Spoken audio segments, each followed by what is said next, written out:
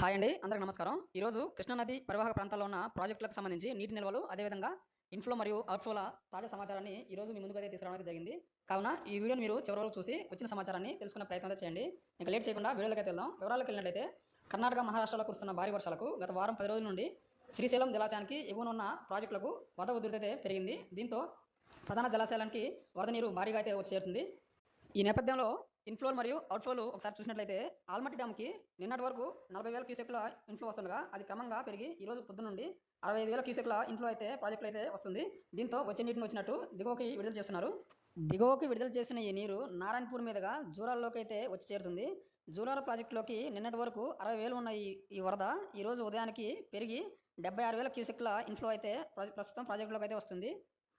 దీంతో జూరాలలో విద్యుత్ ఉత్పత్తి చేస్తూ 56,000 క్యూసెక్కులని నీటిని కిందకైతే విడుదల చేయడం అయితే జరిగింది. ప్రస్తుతం శ్రీశైలం జలాశయంలోకి ఏకంగా ఈరోజు ఉదయం నుండి 40,000 క్యూసెక్కుల ఇన్ఫ్లో అయితే వస్తుందండి. అయితే శ్రీశైలంలో విద్యుత్ ఉత్పత్తి చేస్తూ దిగువకి 30,000 క్యూసెక్కుల నీటిని అయితే విడుదల చేస్తున్నారు. ఆ వచ్చి నీరు వచ్చినట్లు నాగార్జున సాగర్ జలాశయంలోకి వచ్చి చేరుతుంది. ప్రస్తుతం నాగార్జున సాగర్లోకి 25,000 క్యూసెక్కుల ఇన్ఫ్లో వస్తుండగా తాగునీటి అవసరాల కోసం కుడి ఎడమ కాలువలకు 18,000 క్యూసెక్కుల నీటిని అయితే విడుదల చేస్తున్నారు. మరోపక్క తుంగభద్ర నదికి వరద నీరు పోటెత్తుతుంది. నిన్నటి నుండి ప్రాజెక్టులోకి 108,000 క్యూసెక్కుల ఇన్ఫ్లో అయితే వస్తుంది. తుంగభద్ర నదిలోకి నిన్న ఒక్కరోజే 8 టీఎంసీల నీరైతే వచ్చి చేరిందండి. ఈ వరద ప్రవాహం ఇలాగే కొనసాగితే రానున్న 2 లేదా 3 రోజుల్లో గేట్లు ఎత్తి నీటిని శ్రీశైలం జలాశయానికి విడుదల చేసే అవకాశం ఉందని డ్యామ్ అధికారులు అయితే చెప్పడం అయితే జరిగింది. ఈ నేపథ్యంలో అటు జూరాల నుండి ఇటు తుంగభద్ర నుండి వరద ప్రవాహం కన్నా పెరిగితే శ్రీశైలం జలాశయానికి వరద పోటెత్తే అవకాశం ఉందని డ్యామ్ అధికారులు అయితే ముందుగా అంచనా వేస్తున్నారు. ప్రాజెక్టులలో నీటి సామర్థ్యాలు ఒకసారి చూసినట్లయితే ఆల్మట్టి డ్యాంలో పూర్తిస్థాయి నీటి మట్టం 129 టీఎంసీలకు గాను ప్రస్తుతం 103 టీఎంసీల నీటి నిల్వ అయితే ఉంది.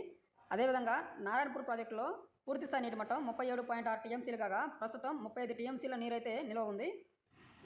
ఇంకా జూరాల ప్రాజెక్టు విషయానికి వస్తే పూర్తిస్థాయి నీటి మట్టం 9.66 కాగా ప్రస్తుతం 7.5 టీఎంసీల నీటి సామర్థ్యం అయితే ఉంది.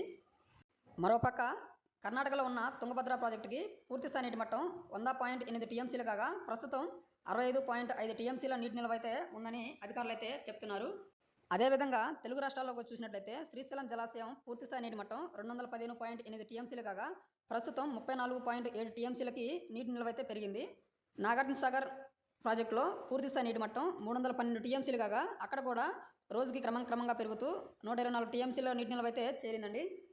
కాగా ఎగువ నుంచి వచ్చే వరద ప్రవాహం ఇలాగే కొనసాగితే శ్రీశైలం ప్రాజెక్టు ఈ నెల చివరి వరకు పూర్తిస్థాయి నీటి మట్టానికి చేరే అవకాశం ఉందని డ్యామ్ అధికారులు అయితే అంచనా అయితే వేస్తున్నారు. ఈ నేపథ్యంలో తెలుగు రాష్ట్రాల రైతులకు ఖరీఫ్ సీజన్పై మరింత ఆశలైతే రేకెత్తిస్తున్నాయి. ఇది ఫ్రెండ్స్ ఇవాళ అప్డేటు. ఈ వీడియో మీకు నచ్చినట్లయితే లైక్ చేయండి, కామెంట్ చేయండి. అదేవిధంగా ఈ వీడియోని తోటి రైతులు కూడా తెలియజేయండి.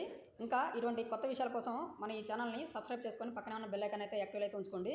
ఇంకొక కొత్త వీడియోతోటి మీ ముందుకు థ్యాంక్ యూ ఫ్రెండ్స్.